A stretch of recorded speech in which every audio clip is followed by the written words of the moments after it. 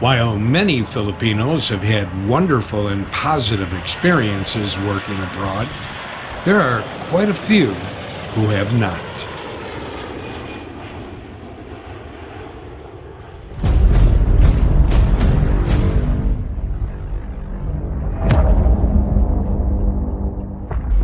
Most overseas Filipino workers, OFWs, leaving for abroad for the first time experience mixed emotions.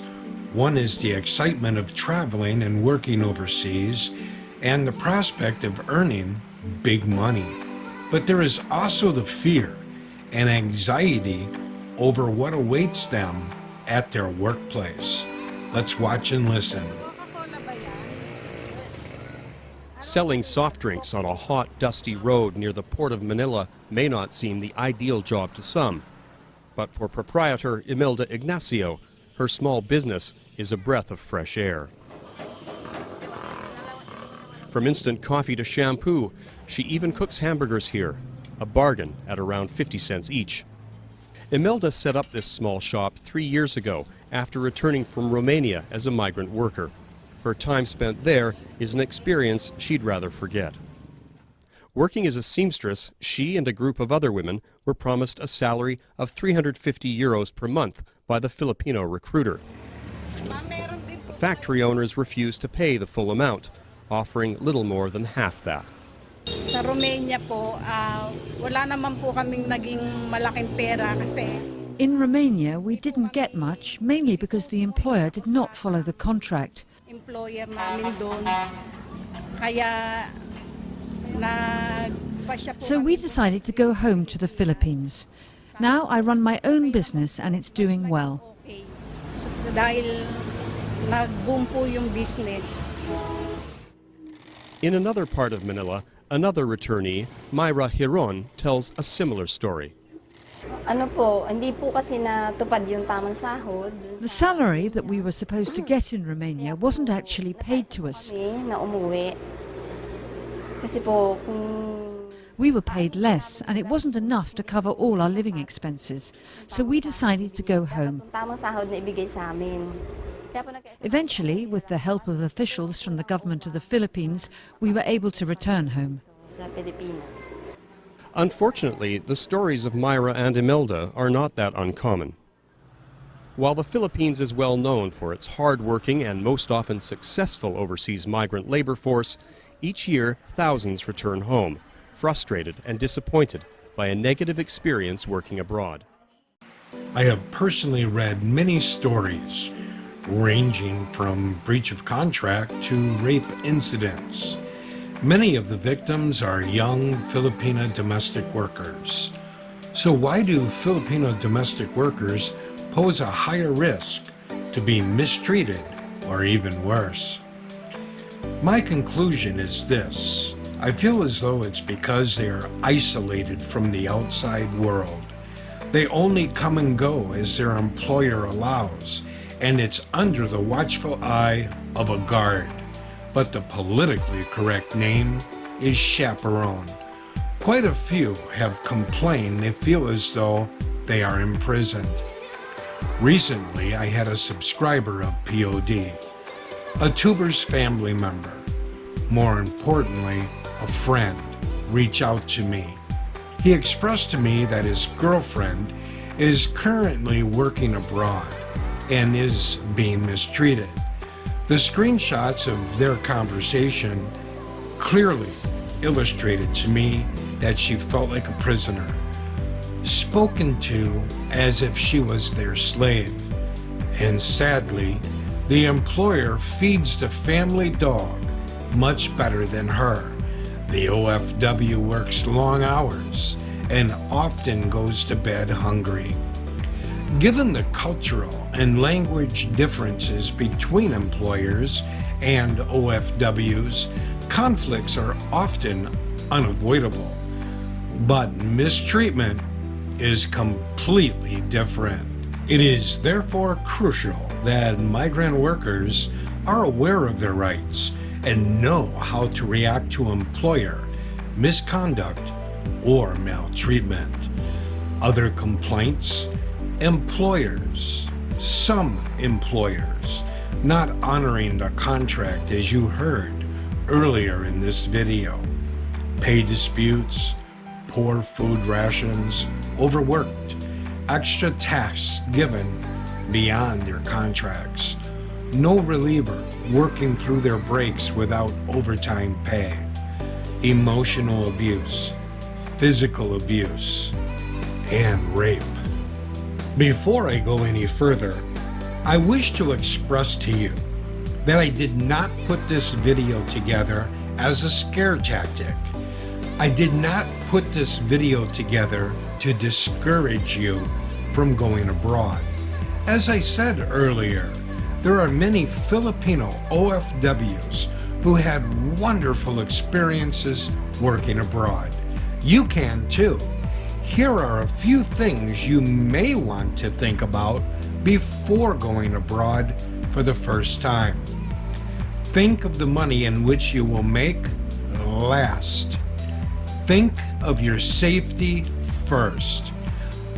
Lots of problems begin before you even leave your homeland. You may feel desperate to go abroad to make money for your family, but don't be blinded by the money. Research the OFW recruiter's office in which you might sign up with to go abroad. Be sure they are legitimate and have a good service record. Consult with people you may know or others who have been abroad. Find out the problems they ran into and how they handled it. Don't decide on a country that you always wanted to visit.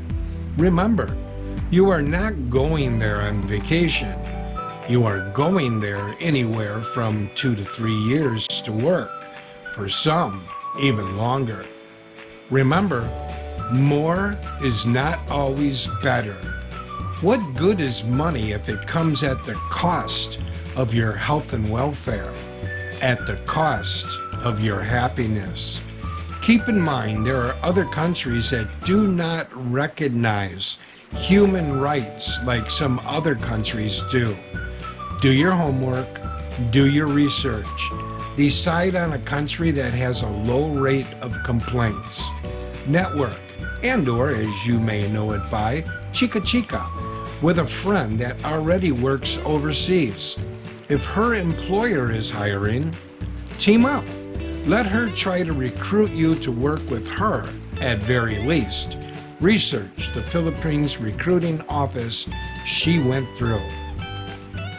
On a personal note, one of my sister-in-laws returned from Qatar last Christmas.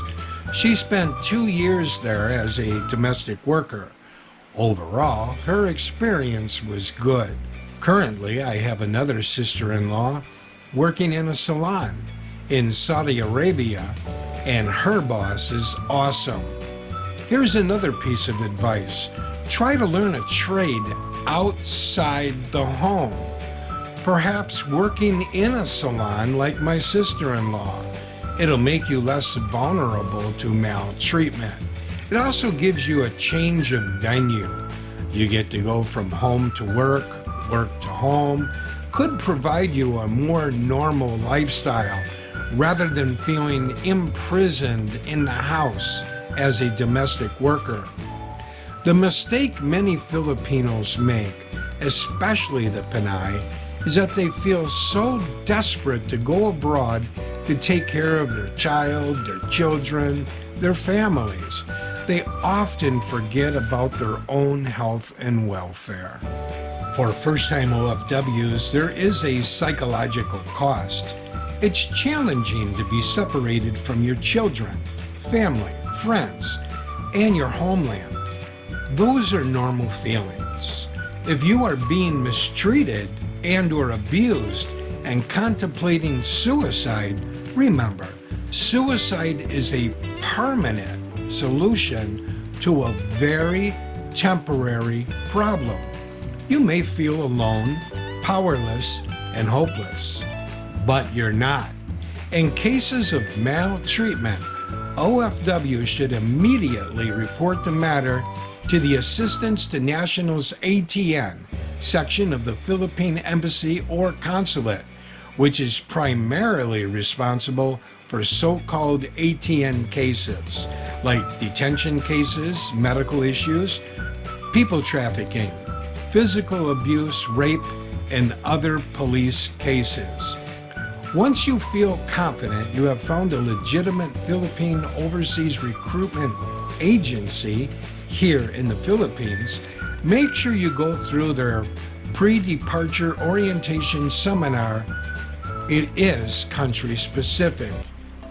The PDOS will teach first-time OFWs how to adjust to the country in which you will be working, travel regulations, immigration procedures, cultural differences, settlement concerns, employment concerns, your obligations as an OFW, as well as your rights. I also want to remind you to read and understand everything written in the contract before signing it. Keep a copy on your own persons and give a copy to your family. Remember, you have a right to be treated in a dignified and humane manner. But also remember, there are people in the world who don't care about that. Filipinos are known worldwide to be non-confrontational, sensitive, and loving people. Sadly, there are people who look at your special gifts as a sign of weakness. Don't be confrontational, but also don't allow anyone, anywhere, to treat you less than what you deserve. You can fight back through the legal channels that were put in place to protect you. Learn what they are before you even go abroad. Remember, knowledge is power. To Singapore for your information.